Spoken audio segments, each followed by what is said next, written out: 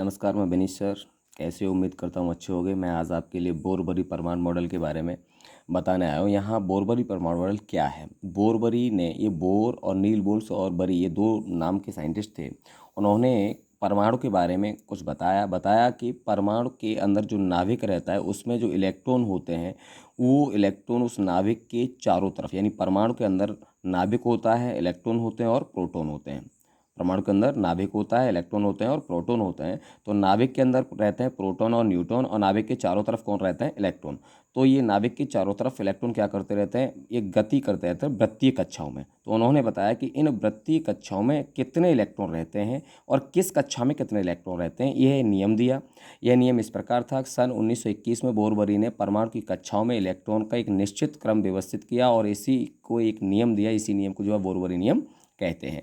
तो उन्होंने यानी इलेक्ट्रॉनों का एक निश्चित व्यवस्थित क्रम दिया कि किस कक्षा में कितने इलेक्ट्रॉन रहते हैं। इसी के अनुसार इलेक्ट्रॉनिक विन्यास भी निकाला जाता है, जो हमें केमिस्ट्री में बहुत सारी चीज़ों को क्लियर करता है। तो अब हम देखते हैं कि इन्होंने क्या दिया। पहली बात उन्होंने बताई थी कि किसी भी कक्षा में इलेक्ट्रॉन की संख्या 2n स्क्वायर के अनुसार, यानी 2n स्क्वायर के अनुसार भरी जाती है, जहाँ n कक्षाओं की संख्या है। जैसे ये कक्षाओं की संख्या, कक्षा नंबर अगर 2 है तो n बराबर 2 हो गया। कक्षा की संख्या अगर 4 है तो n बराबर कितनी होगी? 4। यहाँ पे k, l, m, n, o ये कक्षाओं की संख्या को दर्शाया। k बराबर 1 कक्षा नंबर 1, l बराबर 2, m बराबर 3, n बराबर 4, ये कक्षाओं की संख्या को दिखाया गया है।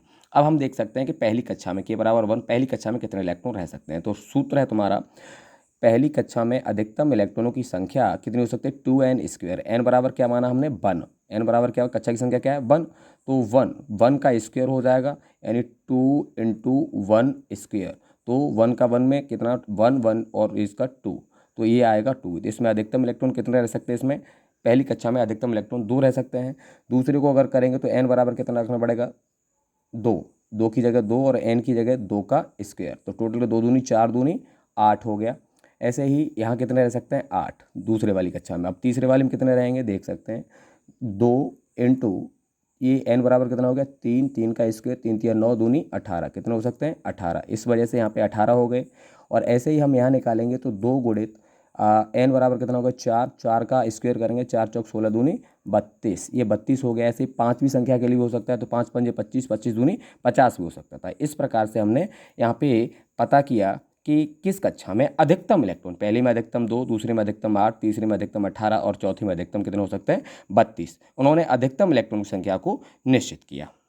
अब उन्होंने अधिकतम इलेक्ट्रॉन संख्या बताने के बाद कहा कि सबसे बाहरी कक्षा में अधिकतम इलेक्ट्रॉन की संख्या 8 व उससे पहले की कक्षा में अधिकतम इलेक्ट्रॉन 18 हो सकते हैं। उन्होंने कहा कि किसी भी परमाणु की सबसे बाहर वाली कक्षा में कितने? 8 रखेंगे और उससे पहले वाली में 18 अधिक से अधिक हो सकते हैं। दूसरी बात, सबसे बाहरी कक्षा में अधिकतम इलेक्ट्रॉन 8 भरने के बाद कक्षा नई बन जाती है। जब आप इलेक्ट्रॉन विन्यास निकाल रहे होते हैं उस समय सबसे बाहर वाली कक्षा में अगर आपके 8 इलेक्ट्रॉन हो जाते हैं तो आप अगला इलेक्ट्रॉन जो भरेंगे वो नई कक्षा में भरेंगे, यानी 9वां इलेक्ट्रॉन जो भरेंगे यानी अगला वाला, वो आप अगली कक्षा में भरेंगे। उससे पहले एक और नियम दिया उन्होंने, इसी में एक और कहा, सबसे बाहर वाली कक्षा में 2 से अधिक इलेक्ट्रॉन नहीं भरे जा सकते। ये शर्तें हैं, 2 से अधिक इलेक्ट्रॉन नहीं भरे जा सकते जब तक कि उससे पहले वाली कक्षाएं क्या है? पूर्ण न हो जाएं। तो कहने का मतलब ये आपका एक नियम था। उन्होंने ये कुछ शर्तें रखी कि आप इलेक्ट्रॉन विन्यास निकालेंगे तो इस शर्तों के अनुसार ही इलेक्ट्रॉन विन्यास निकालेंगे। लेकिन मैं आपको एक ट्रिक के माध्यम से इन इलेक्ट्रॉन विन्यास को निकालने का प्रयास करूंगा और सिखाऊंगा कि आप कैसे ट्रिक से इसको निकाल सकते हैं।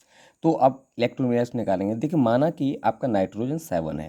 देखो, प्रोटॉन की संख्या हमेशा इलेक्ट्रॉन की संख्या के बराबर होती है, तो इसमें प्रोटॉन कितने? 7, तो इलेक्ट्रॉन भी कितने होंगे? 7। अब निकालते हैं। तो इसमें आप 3 बातों को दिमाग में रखिए। सबसे पहली बात है कि आप क्या करेंगे, हर कक्षा में 8 इलेक्ट्रॉन पूरे होने के बाद आप नई कक्षा बनाएंगे। दूसरा, सबसे अंतिम कक्षा में 2 इलेक्ट्रॉन होने के बाद पीछे वाली कक्षाओं में देखेंगे वो इलेक्ट्रॉन पूरे हुए शर्त के अनुसार या नहीं, यानी अधिकतम इलेक्ट्रॉन की संख्या के हिसाब से, क्योंकि पहले में 2, दूसरे में 8, तीसरे में 18 और चौथे में 32 रह सकते हैं। तो देखो यहाँ निकालेंगे, पहले में कितने रखेंगे? 2। 2 रखने के बाद में अब कितने बचे? 7 के लिए 5 और बचे, तो आप बाकी इलेक्ट्रॉन कहाँ दे देंगे? इसमें। तो 2,5। अब इसी तरीके से इसको निकालेंगे तो इसमें भी कितना होगा? तो पहले में कितना हो गया? 2। 2 के बाद अब कितने बचे हुए हैं आपके? 8 बचे हुए हैं। तो अब 8 इलेक्ट्रॉन इसमें आप दे सकते हैं, क्योंकि दूसरी कक्षा में अधिकतम इलेक्ट्रॉन 8 ही रह सकते हैं।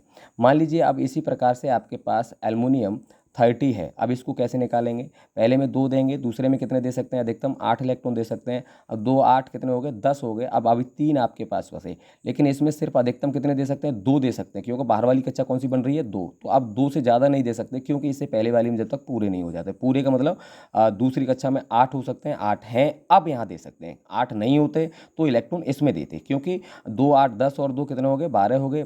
अभी एक इलेक्ट्रॉन बचा है 13 के लिए आपके पास, तो क्या करेंगे, 13वां इलेक्ट्रॉन जो देंगे वो आप इसी में देते। लेकिन है क्या कि यहाँ पर 2 पहले को दे दिया, दूसरे को तुमने 8 दे दिया, 8 देने के बाद 10 हो गए। आप बाकी इलेक्ट्रॉन बचे वो अगली वाली कक्षा में देंगे। 2 इलेक्ट्रॉन देने के बाद अभी आपके पास एक बचा हुआ है, वो इलेक्ट्रॉन कहाँ दें, ये तो पूरा भरा हुआ है। यानी अब 2 के बाद अब इसमें बढ़ना शुरू हो जाएगा। 2 के बाद अब इसमें कितने रह सकते हैं, अब 3 रह सकते हैं। ठीक है, तो बाहर वाली में 2 से अधिक तब तक नहीं होते जब तक पीछे वाली कक्षा नियम के अनुसार पूरी ना हो जाए। इसी प्रकार से आप माना कि क्लोरीन 17 है, तो पहली में कितना हो सकता है, 2, दूसरे में कितना हो सकता है, 8।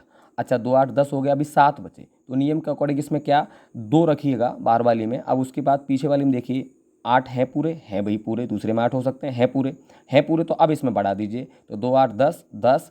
अब कितने और बचे, 7 बचे, तो अब यहाँ पे कितने, 2 की जगह कितना हो जाएगा, 7। और कब तक हो जाएगा, जब तक इसमें 8 होगा तब तक, 8 होगा तब तक हो सकता है। 8 से ज़्यादा फिर इसमें भी नहीं दे सकते, क्योंकि बाहर वाली में शर्त थी 8 से ज़्यादा नहीं हो सकता। 8 के बाद में क्या होगा, नई कक्षा बन जाएगी, और नई कक्षा में 2 इलेक्ट्रॉन देने के बाद फिर रुकना पड़ेगा, क्योंकि शर्त है कि सबसे बाहर वाली जो 2 बन जाती है वो 2 के बाद पीछे वाली कक्षाओं को देखते हैं पूरी भर जाएंगी, तब 2 के बाद 3 4 5 6 7 और 8, 8 भरने के बाद फिर रुकना होता है और इलेक्ट्रॉन नई कक्षा में जाते हैं। जैसे यहाँ पे एक आप देख लेते हैं, मान लीजिए आपने 19 ले लिया, 19 क्या ले लिया, 19 पोटेशियम का ले लिया, तो 2 8 10 हो गए। अभी आपके पास 9 बचे हुए हैं, तो इसमें 2 रखिए, पीछे वाली में देखिए पूरे हो गए। अब पूरे, क्योंकि दूसरे में तो 8 हो सकते हैं, पूरे हो गए। पूरे होने के बाद अब यहाँ पे कितने रह सकते हैं, 3 4 5 6 7 और 8।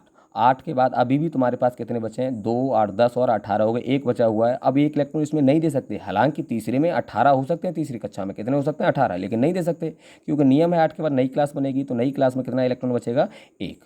इसी प्रकार से आप अगला इलेक्ट्रॉन दे सकते हैं, 22 है, कितना है, 22 है इलेक्ट्रॉन। अगर आपका टाइटेनियम में होता है तो इसको कैसे देंगे, पहले में 2 हो जाएगा, दूसरे में 8 हो जाएगा।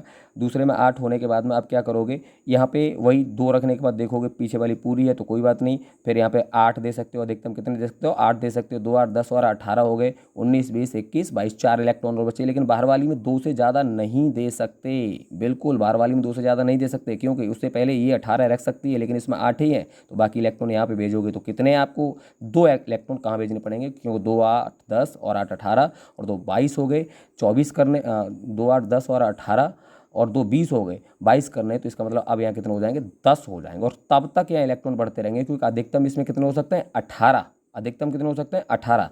तो 18 इलेक्ट्रॉन जब तक नहीं हो जाएंगे तब तक आप इसको इलेक्ट्रॉन आगे नहीं बढ़ेंगे, 2 से आगे नहीं बढ़ेंगे।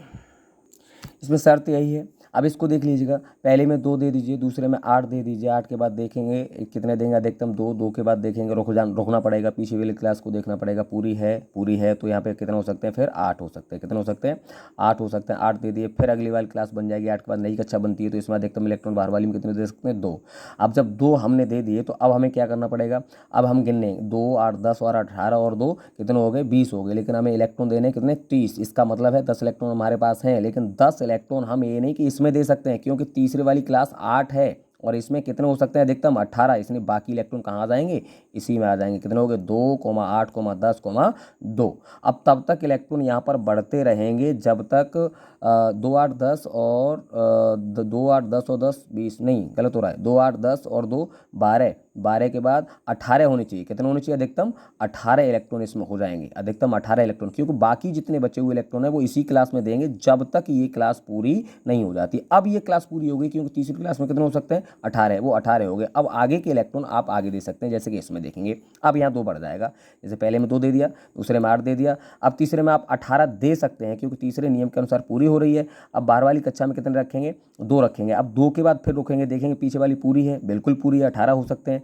तो अब आगे के इलेक्ट्रॉन जो भी होंगे वो अब यहाँ बढ़ जाएंगे, 3 4 5 6 7 8, यहाँ आगे दे सकते हो। तो अभी कितने बचे, 2 8 10 और 18 कितने हो गए, 28 और 29 30, अभी 5 इलेक्ट्रॉन और बचे हुए हैं। लेकिन बाहर वाली कक्षा में आप अब बढ़ा सकते हैं, कहाँ तक, 8 तक, क्योंकि 8 के बाद तो नई क्लास बनेगी। तो कितने हो सकते हैं यहाँ पे, अभी आपको इलेक्ट्रॉन 7 और देने होंगे, और 7 देने के बाद ये तुम्हारे टोटल कितने हो गए, 35 हो गए।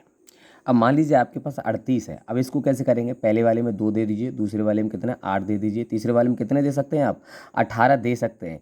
तो 18 दे दीजिए, आपने 18 दे दिया। 18 देने के बाद में आप क्या है, अगली क्लास में जाएगा इलेक्ट्रॉन, तो वो अगली क्लास क्योंकि 8 देने के बाद ही बन जाती है।